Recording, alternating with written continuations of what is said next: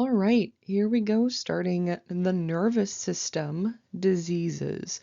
So this is chapter 17 in our text, and we're going to do very similarly what we did with the skin and eyes, and that is start with an overview of the defenses of the nervous system, which is less defenses and more like protection.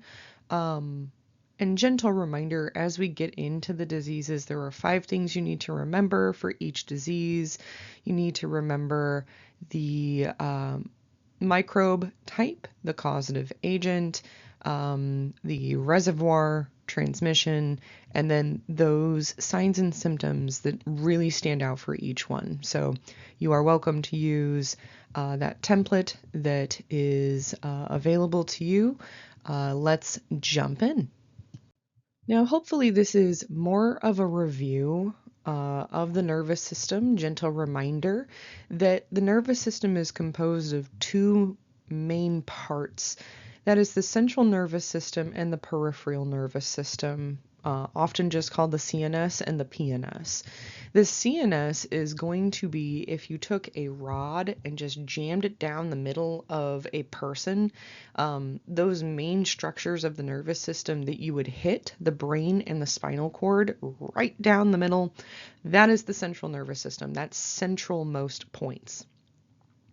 The peripheral nervous system is going to be the parts of the nervous system that radiate off of the central nervous system. So those primary nerves that come off of the central nervous system. The main protection, because again, I would say that less of a defense and more of a protective components of the central nervous system is going to be bony casings that surround the brain and the spinal cord. This is going to have everything to do with it is a soft tissue. So if there was not a hard casing surrounding that central nervous system, then there would be problems in the long run. So think about if you didn't have a skull, your brain would be exposed to any potential trauma from the outside. The other thing that is between your bones and your soft nervous tissue is going to be cerebral spinal fluid, or CSF. This is going to provide cushioning for those tissues so that if there is some type of trauma, maybe you're in a car accident or you get hit or you fall or something like that, your brain and your spinal cord are not just rattling around inside of your bones, essentially. There is a cushioning within, like basically built into your nervous system. So again, kind of less of a defense, more of a protection. And then the last protection is going to be your blood-brain barrier. This is going to be a vascular interface between your blood vessels that feed your brain and the brain itself. So this is going to filter your blood and make sure that only certain things can pass through to get to your brain. And we'll talk about why that's important here in just a second. So here's a little visual overview of what we would see when it comes to the brain and the different layers. So let's start from the outside in.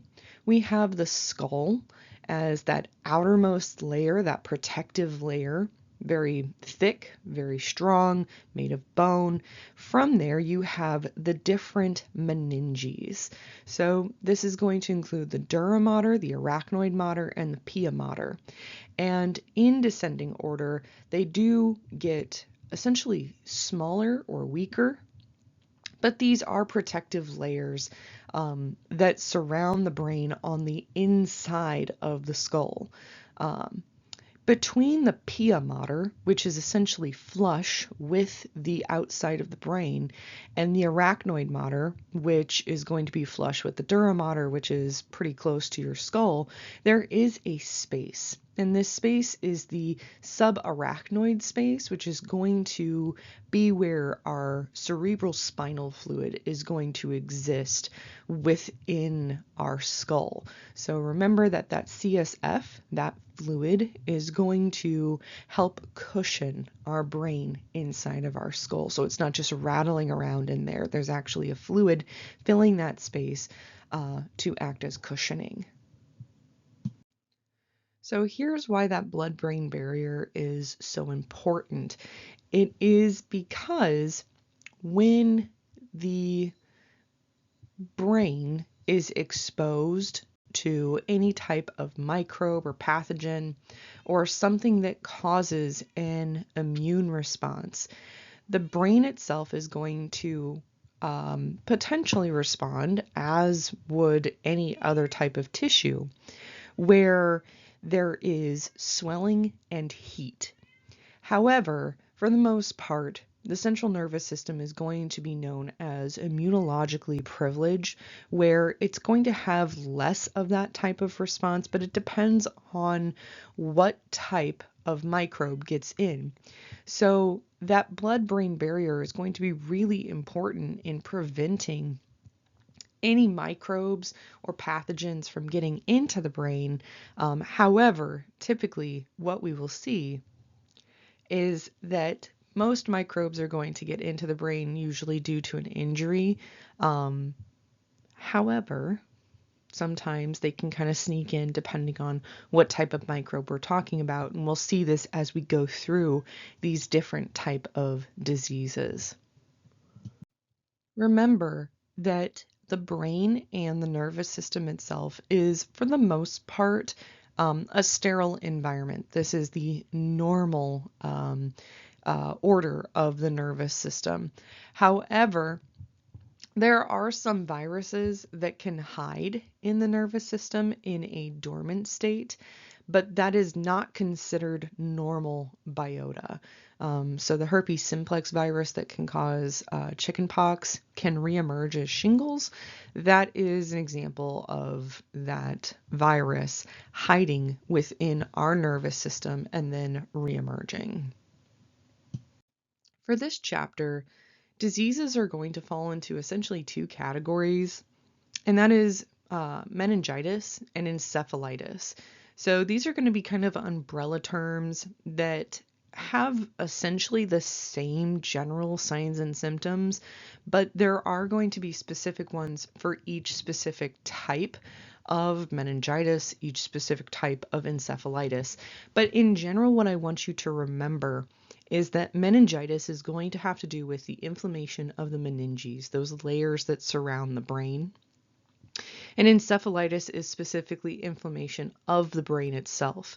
We are going to start with meningitis, but that does break down into 4 main kinds of meningitis, and then we'll talk about specific meningitis types within those categories. So those 4 kinds are bacterial, fungal, viral, and neonatal. So let's start with bacterial meningitis and then start talking about specific types of bacterial meningitis. All right, so this is going to be our biggest category of meningitis, which is bacterial meningitis. It can be caused by several different types of bacteria.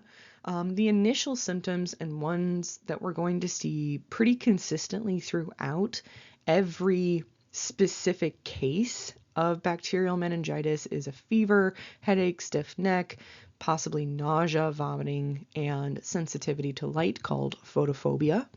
The more severe symptoms as the condition gets worse may be convulsions and comas.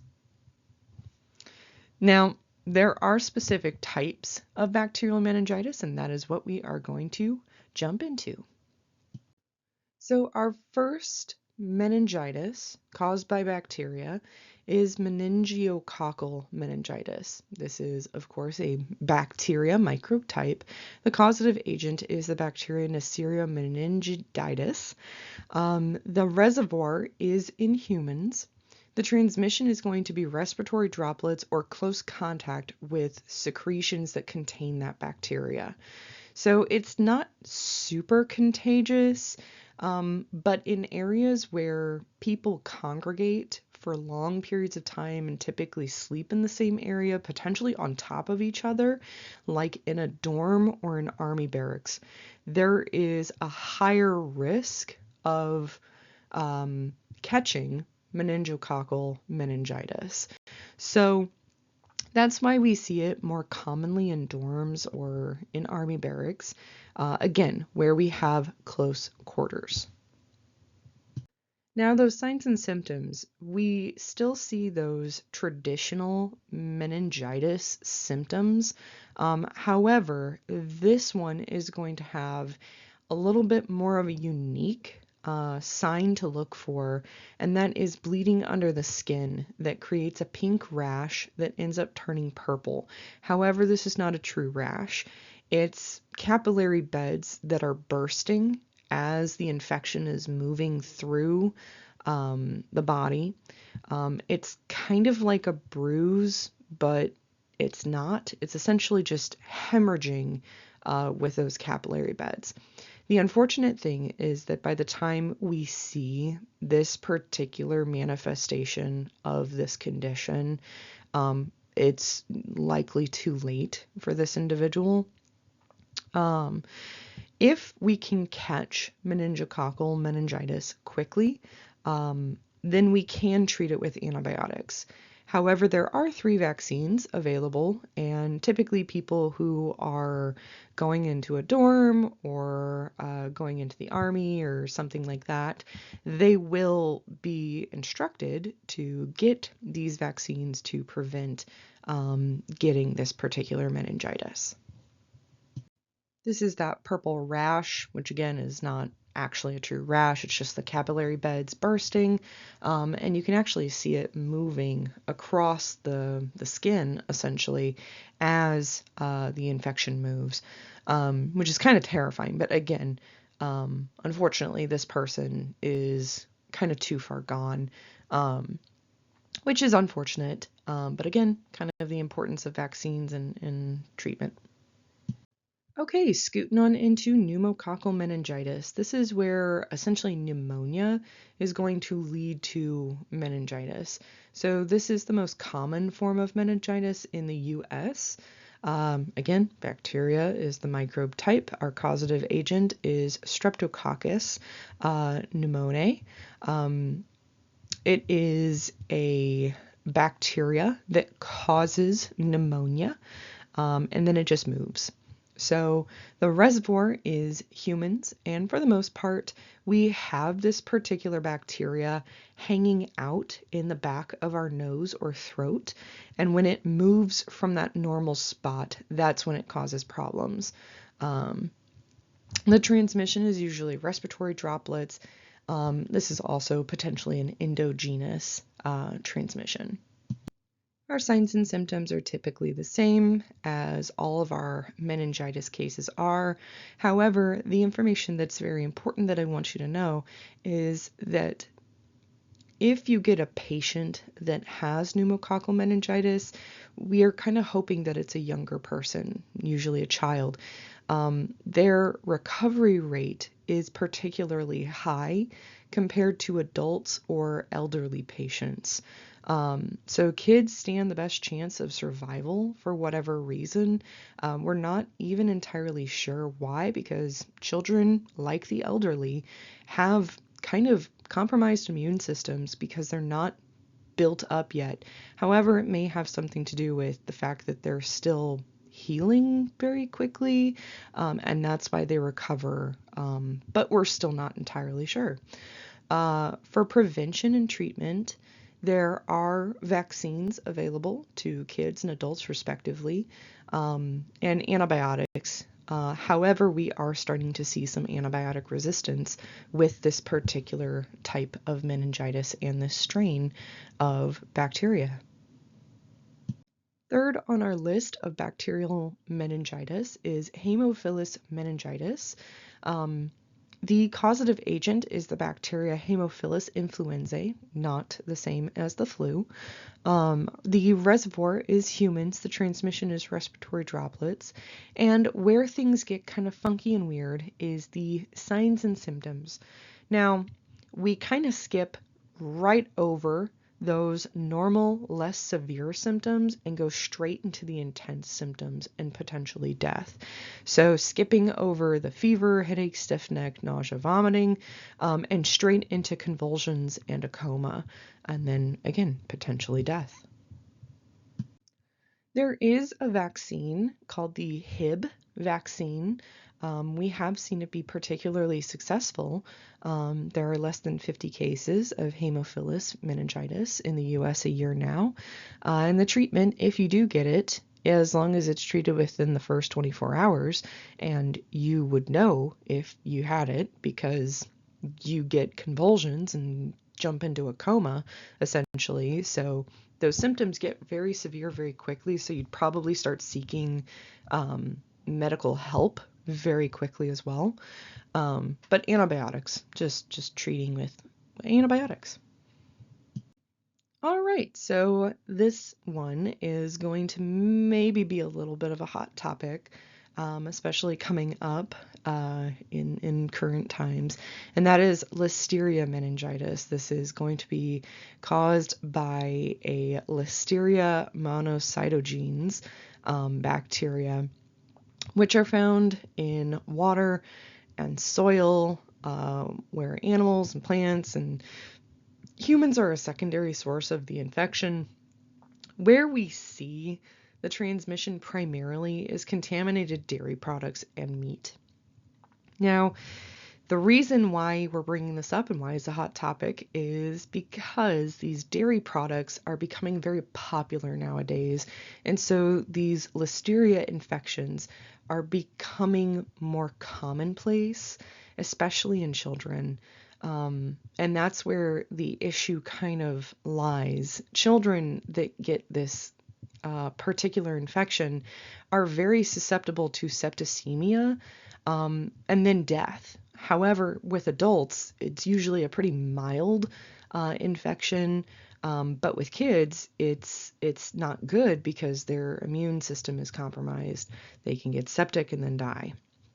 So why are we talking about these contaminated dairy products? Well, it's usually raw milk or unpasteurized dairy products or juices. And that is becoming a very popular thing that people are spreading, that, these products are very good for you and here's why. And it's like, well, it's not, because you run a very high risk of contracting this particular bacteria. So not exactly a good thing. The prevention for Listeria meningitis is going to be following food safety guidelines. So avoiding unpasteurized dairy products and eating foods that are prepared properly, especially being very conscientious of who is eating these products. Because again, people who have compromised immune systems, like the very young, the very old, pregnant people, probably should really stay away from these products. And again, there's a lot of incorrect information being spread about raw milk, unpasteurized products, that it's bad for you to consume unpasteurized pasteurized items, and that it's better to have unpasteurized because it's not processed. But there's a reason that we're processing it, and it's to make sure that it doesn't have something like Listeria in it. So just, be conscientious of what people choose to do and be prepared to provide proper information when it's applicable. Okay, that covers the bacterial meningitis category. We are moving into the second type of meningitis, and that is fungal meningitis. There are only two types. So again, bacteria is the big one. But we have two types of fungal meningitis, Cryptococcus and valley fever, which kind of fun. So let's jump on in. Cryptococcus is a fungus that we are going to find mostly in birds. Now, particularly pigeons are what we're sort of focusing on because these are a type of bird that have become very comfortable with humans, are found in very populated areas like cities. And so we see a lot of pigeon populations with big human populations because they have evolved to have no fear with us because they're highly associated with cities and things like that. Now, where the fungus resides is essentially in the droppings of these birds. So anywhere where you see bird droppings, not that you would, but I don't know your life, don't go playing around in it because it's very likely, has a high likelihood at least, that it could contain this fungus. And if you go playing around in the bird duties, then you are stirring up that fungus. It becomes airborne in that dry bird dropping, and then you breathe it in. So that's kind of the issue here. Unfortunately, individuals who are immune compromised are very susceptible to this particular fungus, cannot fight it off in any capacity. An individual who was a statue maintenance gentleman in Chicago died because he didn't know he was immune compromised due to a cancer growing in his body. And he passed away a few years back after cleaning some statues, cleaning the bird crap off of them, and contracted this fungus. Very unfortunate. Now, for signs and symptoms, we do have kind of two types. We have a chronic form of the meningitis where it lasts for a long time, but usually stays in the weak symptoms stage where we have a headache, a stiff neck, and nausea. However, for people who are immune compromised, like I mentioned with the statue maintenance individual, it can lead to death, which is very unfortunate because their body just cannot fight off this infection. For prevention, avoiding areas with a lot of bird droppings, wearing masks if you're in areas of high risk, and if you have to deal with bird droppings, make sure you follow the proper procedure so that fungus potentially doesn't go airborne. The treatment is an antifungal medication, but remember that when it comes to a fungus, it can be kind of difficult to kill a fungus once it's in our system, having to do with the type of cell that a fungus is. Remember, it's eukaryotic. It is the same type of cell that we are, right? So if you aggressively attack fungal cells, you're going to hurt your own cells. That leads us to the second fungal meningitis species, which is commonly called valley fever. The causative agent is a coccidioides species. The reservoir is going to be soil in areas where it is dry and hot.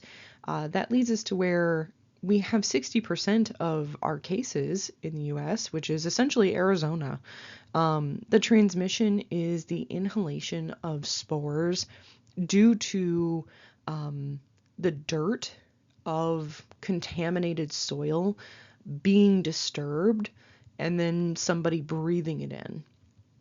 So the prevention is just avoiding areas that have these spores from this fungus, limiting the disruption of that dirt. But we do have treatments for this fungus. But again, kind of same issue with the last one. Can't be too harsh on it, otherwise we end up hurting our own cells. Now that leads us to kind of the issue when it comes to valley fever.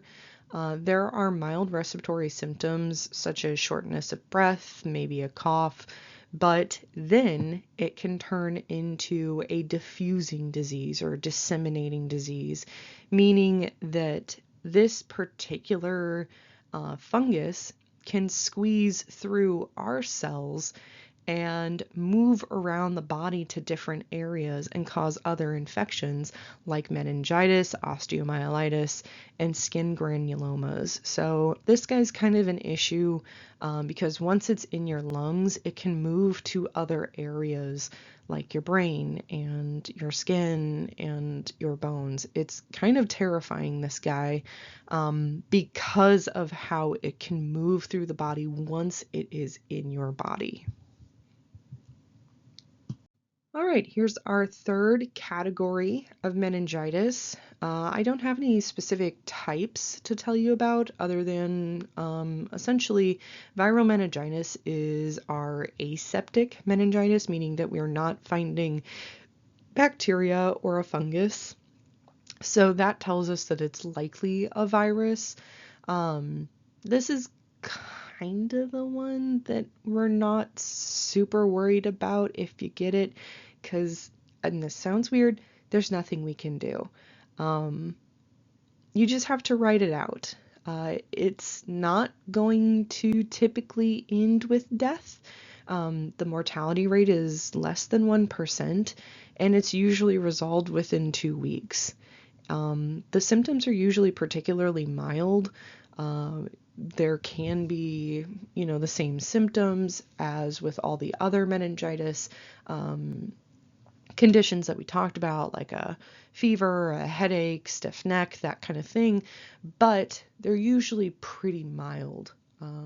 And there's really, again, nothing we can do, so there's no treatment, no vaccinations, but this one's kind of a not big deal, even though viruses can be a big deal, and you would think a virus in your brain, or in your meninges, right, or your spinal cord, your meninges surrounding your spinal cord might be a problem.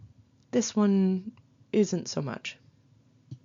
So our fourth and final category of meningitis is not what is causing the infection, but who it affects, and that is neonates, so the real small babies. So neonatal meningitis is going to involve babies that get an infection from the mother. Either it's transmitted in utero or during the birthing process. And in most cases, we see these particular bacteria listed out here. We're going to talk about each one here in just a second. But the reason that we see neonates being particularly susceptible is due to their weak immune systems, because they just popped out, they just finished cooking. They haven't had any time to build up any immune system, and then they're being hit with this bacteria, typically, and then it leads to meningitis, which those signs and symptoms are typical meningitis symptoms, but now it's just in the very small babies. All right, so the first neonatal meningitis is S. agalactiae. This microbe type is a bacteria. They are all bacteria. The causative agent is Streptococcus agalactiae, which is a normal bacteria found in the vagina. So it is the most common type of neonatal meningitis because, again, it commonly is found in the vagina, so it is going to be passed from mother to baby through direct contact during the birthing process. Usually, this is checked for by a health practitioner prior to birth, and then treated in some capacity with antibiotics. But again, not everybody has access to health care or to checkups for various reasons. And sometimes this goes unchecked or missed. But either way, the treatment for the neonate would be antibiotics as well. The next neonatal meningitis is E. coli. Remember that this is one of our normal home team players in the intestines. Potentially, this bacteria is moved from the intestines to closer to the vagina. The transmission is direct contact during the birthing process. Again, kind of the same thing here as the last one. The prevention and treatment would be the same thing as S. agalactae, but potentially this would go unnoticed if mom does not get regularly checked. Potentially she might have a UTI, and this can cause an increase in that E. coli being present near the vagina, or maybe something during the birthing process where the vagina and the intestines essentially tear and kind of become one canal.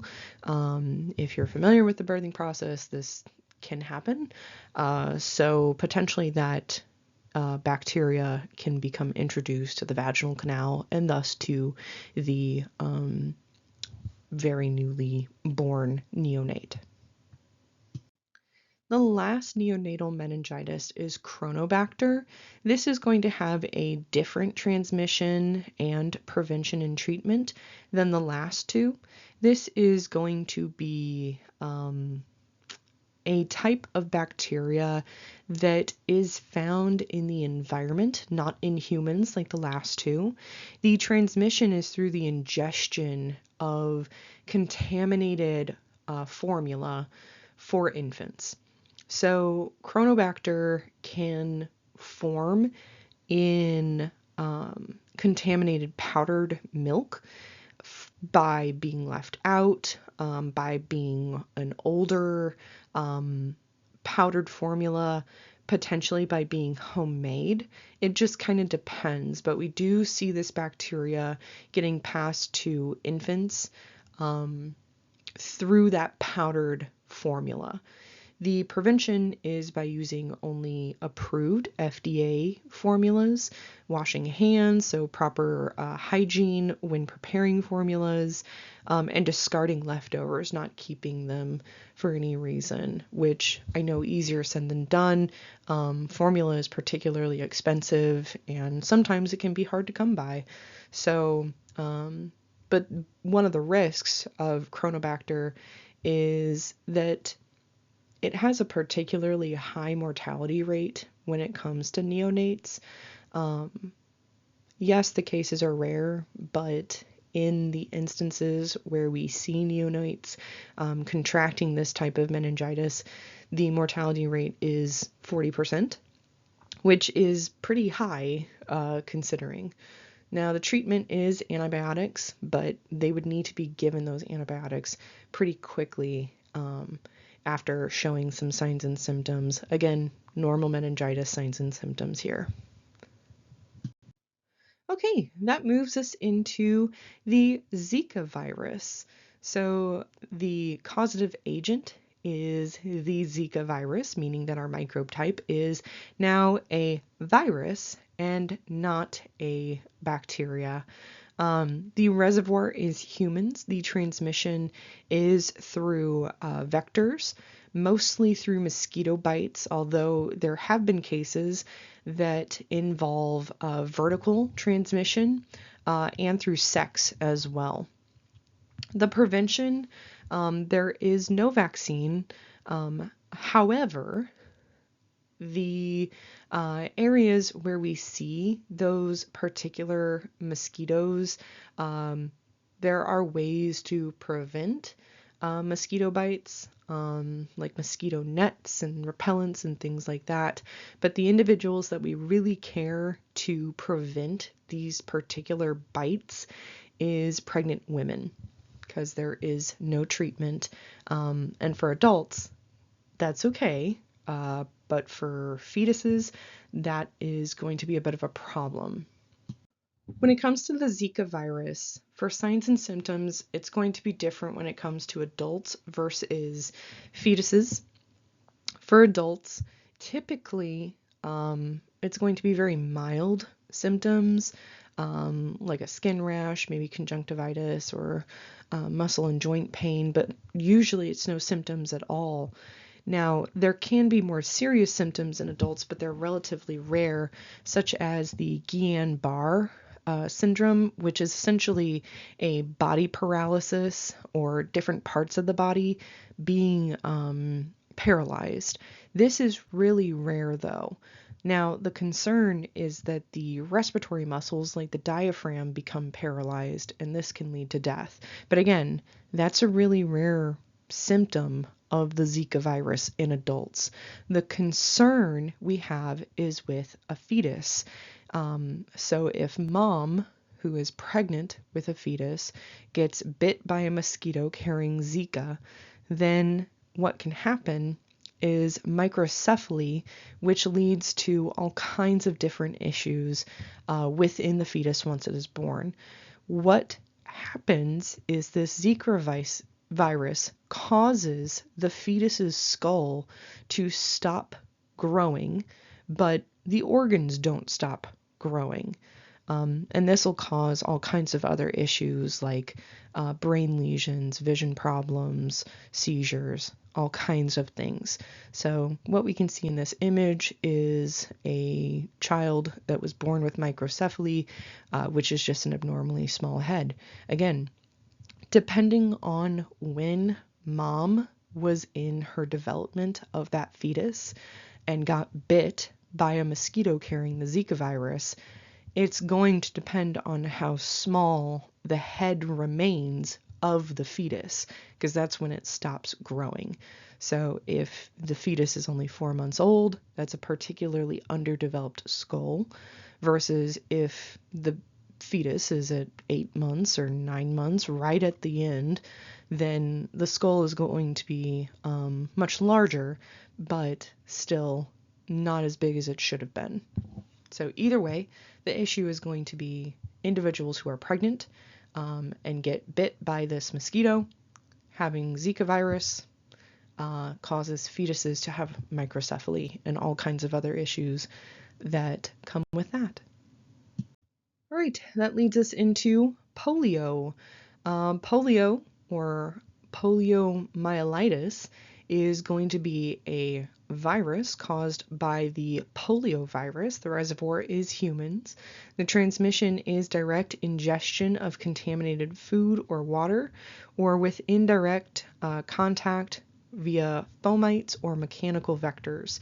Now, this is going to be one of the big reasons that polio was so successful as a virus, because it was able to move from victim to victim in all the ways of transmission, essentially. And it was particularly successful at staying alive, essentially, or active on fomites. So those non-living surfaces. So for prevention and treatment, we have a vaccine that is particularly effective, and in many countries, polio just doesn't exist, one of which is the US. There are a handful of countries where polio is still around, but in small pockets. When it comes to treatment, it is kind of just easing the pain and suffering, because once you have polio, there's no curing it, unfortunately, which is why the vaccine is such an important component of making sure you don't get polio, because once you have it, there's really not a whole lot we can do. So here we have a side-by-side of 1988, where we have countries that had polio in pink versus 2014, where we still have polio in pink. So again, for the most part, polio has very nearly been eradicated thanks to the vaccine. And only in small areas of the world do we even see polio anymore. Thankfully, when it comes to polio, most infections are going to be short-term and mild.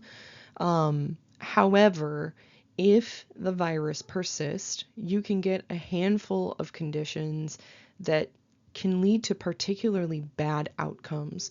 So the virus can get into the central nervous system through the blood, and becomes neurotropic, meaning that it will attack the nervous system, leading to gradual paralysis, leading to that individual having to have a mechanical respirator. And when I say this term, you're going to be like, oh, I know what that is. An iron lung was what was required for individuals who contracted polio, and it led to this neurotropic symptom.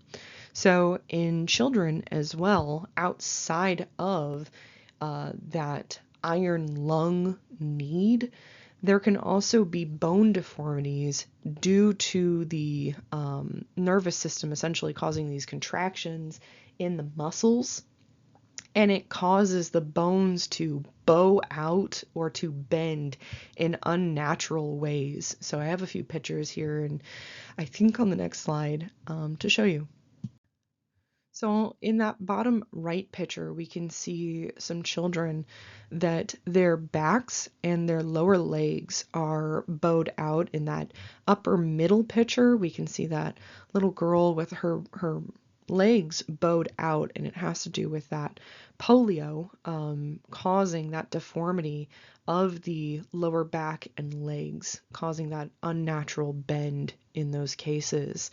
To the left, we see an older photo of a child care ward where all of these individuals had polio. And if you look closely, you can see their little heads poking out of those machines. Those are all iron lungs. Their bodies are inside of the machine because to breathe, there has to be a differentiating of pressure, essentially, that causes the lungs to inflate and deflate, forcing the body to breathe because their body is paralyzed. Now, in areas where we do see kind of a worry of the vaccine, and again, we are trying to eradicate polio, we have been able to turn the vaccine into an oral medication to get away from that fear of needles, to try to get to that point of eradicating polio so that we don't have situations like this happen again. All right, we are going to end this first part of the nervous system diseases on meningoencephalitis. This is going to be a disease caused by protozoans, specifically amoebas, that cause issues with the meninges as well as the brain becoming inflamed as well. So we have in Fowleri and acanthamoeba as the primary causative agents with this particular disease. The reservoir is going to be warm freshwater sources as well as humans. The transmission, it just depends on which of these two species we're talking about. Within Fowleri, it's going to be accidental inoculation of the nasal passage, and what I mean by that is doing a cannonball into a lake that is contaminated with this particular amoeba. And what happens if you're not holding your nose and you do a cannonball? Well, you get water up your nose, and what that guy does is he jumps onto the olfactory bulb, which is sitting right at the top of your nasal cavity, and just does a little hop, skip, and a jump right into your brain. So from there, we've got acanthamoeba, and what this guy does is he can basically infiltrate your body through open eyes under the water, or if you pee in the water. So they can be drawn to urine coming out of a urethra in the water. So little PSA guides. If the end of the skin and eyes diseases didn't make you want to never open your eyes underwater, don't open your eyes underwater ever unless you have goggles that are really suction to your face. And the other thing, don't be nasty. Don't pee in the water, even if it's river water or lake water or something like that. Because you can get acanthamoebas swim up your urethra and they can cross that blood-brain barrier once they're in your system. And then once they're there, let's talk about that. They can cause all kinds of issues. These amoebas make their way to the brain and surrounding structures and will cause a primary amoebic meningoencephalitis, which is called PAM or a PAM response, which is a rapid, massive destruction of the brain and spinal tissue that causes hemorrhaging and coma and death within 7 days. So this can be a really intense reaction. And the reason is because these amoebas are very motile. So you can see the little flagella on the little top guy.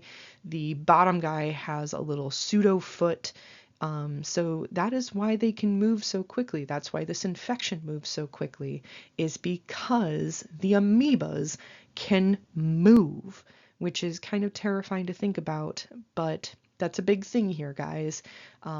This is a particular type of infection you never want to get, because once you have it, unfortunately, there's nothing we can do. The prevention is to not swim in areas that are contaminated with these amoebas. Swim in clean water. Make sure that you are up to date on if there are any contaminations happening in any fresh water that you plan on swimming in or floating in or fishing in, anything like that. Usually ponds and lakes will have signs posted if there is a known contamination. However, if it's like your personal lake in your backyard and you like to swim in it, there's probably not some type of like Fish and Wildlife program that is checking your personal pond. So you're kind of taking things into your own hands there. But for the most part, this is a pretty rare occurrence. However, most cases are futile and will end in death. There is no treatment, unfortunately. Since 1962, really, there haven't been that many cases in many states. So the vast majority of those cases are in the South, in areas like Florida and Texas. So areas that are warm and wet, where people might go swimming quite often. So just kind of keep that in mind. Again, this graph is showing since 1962 how many cases we've seen in each state. And in the vast majority of states, we haven't seen any cases. And it's been a long time that, there's only been 34 cases in Florida. But still, be diligent in your floating and lake adventuring. Just be conscientious and wear goggles, don't pee in the water, make good choices. And that concludes the first part of the nervous system. Make good choices with your studying. Make sure you are staying up to date on that process. And if you have any questions, please don't hesitate to reach out. I am more than happy to help in any way I can.